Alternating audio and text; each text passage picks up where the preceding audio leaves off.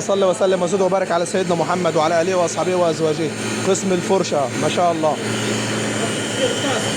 يعني بيقول لك عايز تلبس ماسك كده او حاجه عشان المدة ما تحسش مع حاجة عشان التعب. ها؟ بص ده خلاص خرج من الخراط اهو، لسه هيتظبط ويتعمل. هو كان اهو بيخلط اهو، ده في الاصل بتاعه اهو. اهو ده الاصل بتاع عمل الفرشه الخراطه اهي. مثلا هنا اهو عملنا السن، اللهم صل على سيدنا محمد اهو.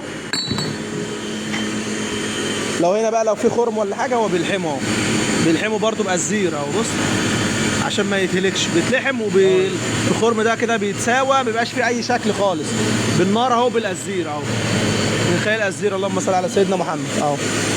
ويرجع تاني في الاخر بيبقى بالشكل ده اهو. ده كده بعد كده نروح للطلاء اهو، للنيكل. ما ينفعش يروح النيكل الا بالشكل ده اهو.